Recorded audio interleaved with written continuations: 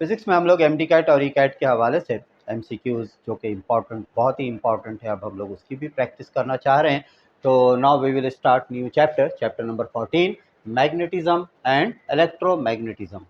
तो इसमें चंद बहुत ही इंपॉर्टेंट एमसीक्यूज हैं। फॉर एग्जांपल फर्स्ट नंबर देखें, a transformer is connected to 120 volts, it supplies 3000 volts to a device, the number of turns in primary coil is 400, the number of turns in secondary coil will be dash. Transformer क्या होता है? Transformer एक ऐसा electrical instrument है जो कि voltage को बढ़ाता है, और एक ऐसा ट्रांसफार्मर जो कि वोल्टेज को राइज करता है, बढ़ा देता है, उसे हम कहते हैं स्टेप अप ट्रांसफार्मर। और अगर जो वोल्टेज को कम करने की सलाहियत रखता है तो उस ट्रांसफार्मर को क्या कहा जाता है? Step down transformer. यहाँ पर आप देखें कि number of turns in primary coil is 400, और इसके ऑप्शन में जो आंसर आ रहा है वो ग्रेटर देन है, इट मीन्स ये स्टेप अप ट्रांसफार्मर है। तो इसके लिए आपने एक फार्मूला याद रखना है। हमें यहाँ पर क्या मालूम करना है? Number of turns in secondary coil. तो इसके लिए आप फार्मूला इस्तेमाल करेंगे NS upon NP equal to VS upon VP। NS का मतलब number of turns in secondary coil, primary coil number of turns, voltage in secondary coil, voltage या EMF in primary coil. हमें NS फाइंड आउट करना है। NS को आप रखें VS upon VP multiply by NP। ये यहाँ डिवाइड हो रहा है, यहाँ आकर मल्टीप्लाई हो जाएंगे। ओके, वैल्यूज को हम लोग पुट करते हैं। VS आपको क्या दिया हुआ है? VS यहाँ पर देखें आपको गिवन है VS अपॉन VP, ये है VP, और ये आपके पास क्या है? VS। तो VS की जगह आपने क्या लिखना है? 3000, और यहाँ लिखना है 120 multiply by number of turns in primary coil. Number of turns in primary coil is also given, which is 400. Cancel करें, 0 से 0 कैंसिल कर दें, 4 1 जा 4, 4 3 जा 12, 3 से कैंसिल करें, 3 1 जा 3, 3 0 के साथ। इट मीन्स इसका आंसर कितना आता है? Number of turns in secondary coil is 1000।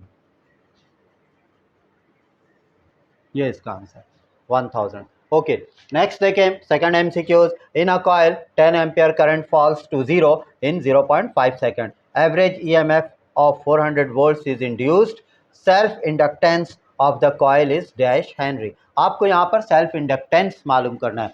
Self inductance में क्या होता है कि एक कॉइल होते हैं और उसके हम वोल्टेज को चेंज करते हैं, जिससे करंट को तब्दील करते हैं। जब हम उसके अंदर करंट की तब्दीली करते हैं तो उसके अंदर इंड्यूस्ड वोल्टेज पैदा हो जाता है, और उसके लिए एक फैक्टर इस्तेमाल होता है जिसको हम लोग सेल्फ इंडक्टेंस कहते हैं।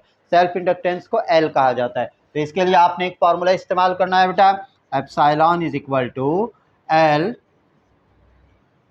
डेल्टा। यहाँ पर आप देखें करंट दिया हुआ है आपको, delta I upon delta T। ये फार्मूला आपने इस्तेमाल करना है। आपको क्या फाइंड आउट करना है? L फाइंड आउट करना है। तो अगर आप L फाइंड आउट करना चाहते हैं सेल्फ इंडक्टेंस, तो ये डेल T इसके साथ मल्टीप्लाई हो जाएगा अपॉन, और ये डेल I डिवाइड हो जाएगा। वैल्यूज को हम लोग पुट करते हैं। ये epsilon means voltage, voltage is given here 400 volts, 400 multiply by time, time is also given 0.5 second, 0.5 second, you have to divide this value by delta I। Current में कितनी तब्दीली की जा रही है? 10 एम्पियर से फॉल होकर करंट कितने पे आ रहा है? 0 पे आ रहा है। अगर यहाँ पर कोई और वैल्यूज आपको गिवन हो 2 एम्पियर या 3 एम्पियर, तो आपने क्या करना है? 10 से इसको माइनस करना है। यहाँ पर हम लोग जब 10 से 0 को माइनस कर रहे हैं तो 10 आएगा। ओके, 10 पॉइंट हटाकर आप एक 0 लगा दें, ये 0 से ये 0 कैंसिल हो गया। 5 को आप 4 से मल्टीप्लाई कर दें 20, और इसकी यूनिट क्या होती है? हेनरी। सेल्फ इंडक्टेंस या म्यूचुअल इंडक्टेंस, इन दोनों की यूनिट क्या होती है? हेनरी। थर्ड एमसीक्यूज देखें। A coil of 600 turns is threaded by a flux of 8 multiply 10 की पावर -3 वेबर टू 3 मल्टीप्लाई 10 की power -5 weber in 0.015 second, average induced EMF will be. ये एक्चुअल में फेराडेज लॉ से बनेगा। फेराडेज लॉ, फेराडेज लॉ के लिए आप देखें यहाँ पर number of turns is given, N दिया हुआ है आपके पास। N कितना दिया हुआ है आपके पास? 600 टर्न्स। आगे क्या कहा जा रहा है? आगे ये कहा जा रहा है कि इसके फ्लक्स में तब्दीली हो रही है, 8 से 3 पे ये जा रहा है। तो इट मीन्स आप इससे डेल फाई निकाल सकते हैं, चेंज इन फ्लक्स।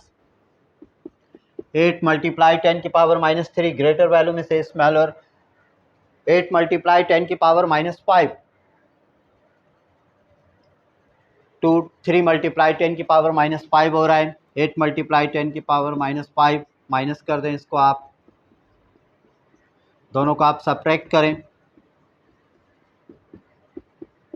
ओके, अगर आप इसको नॉर्मल नोटेशन में लिखेंगे तो ये 0.00050 है, ये भी आ सकता है। ठीक है, ओके, तो ये आपको दिया हुआ है। आगे क्या कहा जा रहा है, time is given 0.015 second, time del T 0.015 second.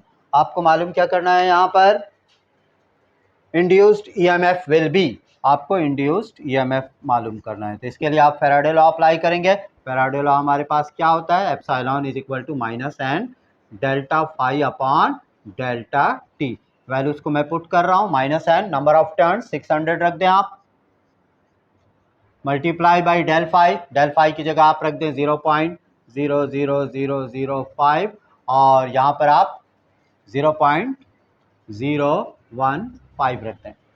यहाँ पर आप एक काम ये भी कर सकते हैं कि दोनों पॉइंट को आप सिमिलर कर दें। इन दोनों पॉइंट को जब आप कट करेंगे तो यहाँ देखें 1 2 3 4 5 है, 1 2 3 यहाँ पर आपने 2 0 लगा देना है, तो इस तरह ये इक्वल हो जाता है। इसको मैं यहाँ कैलकुलेट कर रहा हूँ, देखें -600 मल्टीप्लाई बाई, इसको अब आप सिर्फ 5 पढ़ेंगे और अपॉन में इसको 1500 पढ़ेंगे।